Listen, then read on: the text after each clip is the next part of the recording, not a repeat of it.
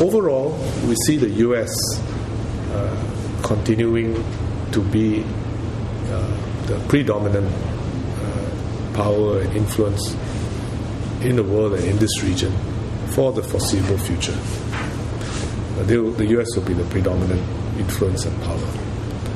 But we do see that there will be other countries, India, China in particular, who will gain more prominence and will want to play a role in political, economic, and of course security matters in the world and in our region. And we see that already. I think in the security arena, what is important is to build an architecture, a set of a way of engaging each other so that everyone feels that he is a stakeholder and has a stake in maintaining peace and stability in our region, so that all of us can prosper in peace. I think if we can achieve that, that would be what all the countries want. So some work on it needs to be done, because you need more dialogue, you need more understanding, you need to work together on specific problems and issues to gain trust and confidence. So the Shangri-La Dialogue is an important part of that. So this year I was very happy to see that we had very good participation, and we have been able to bring together the main players in our region. We have the United States, Secretary Gates, Secretary of Defence has been coming as a regular participant since the beginning of the Shangri-La Dialogue. We have now the Indians at high level regular participants. We have senior level representatives from China participating, Japan, Korea, Australia, New Zealand, and even some of our European friends. The European permanent members of the UN Security Council are here.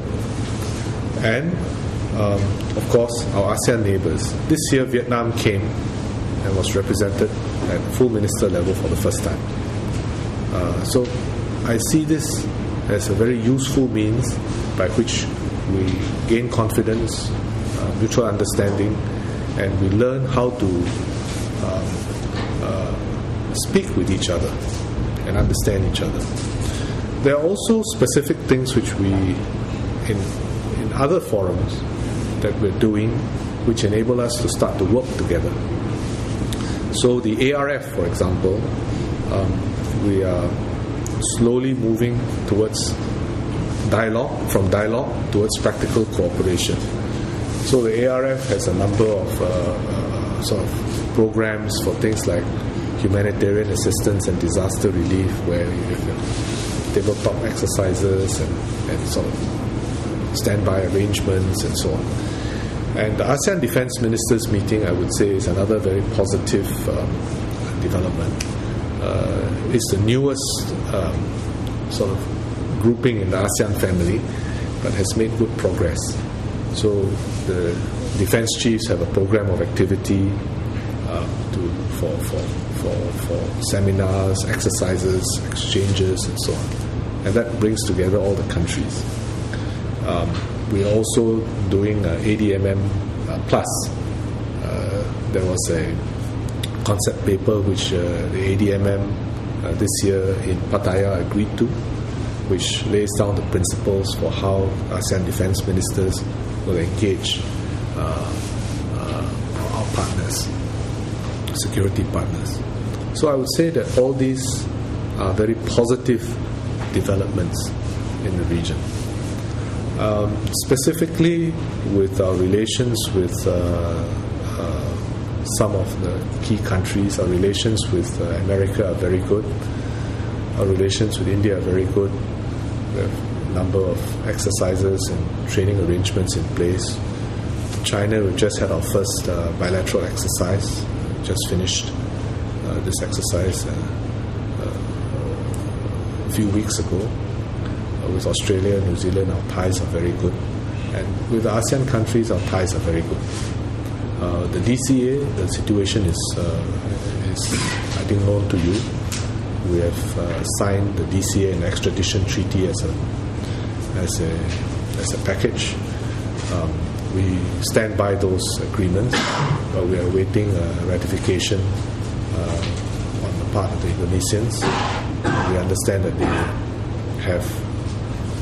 have their processes which they are unable to proceed with at this point in time. So we have decided to sort of wait for them to complete the processes. But in the meantime, our relations with Indonesia are excellent. We have defense relations are excellent. We have a full slate of bilateral exercises and exchanges.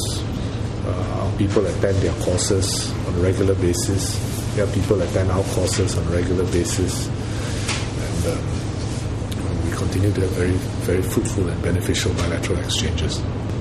We have a very special relationship for unilateral training in Taiwan.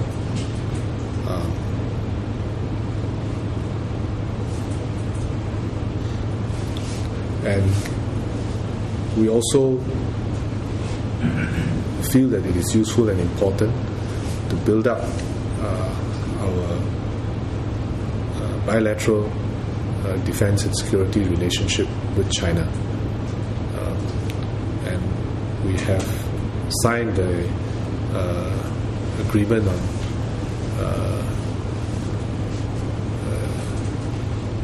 with China on security, defense exchanges and security cooperation, which has got policy dialogues and also provides for the conduct of bilateral exercises.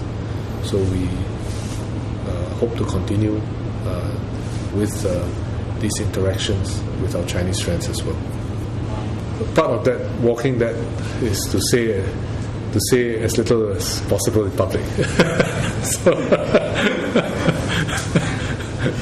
Because we are sensitive to the concerns of both sides, and both sides understand that our relations with them are conducted on the basis of a one China policy.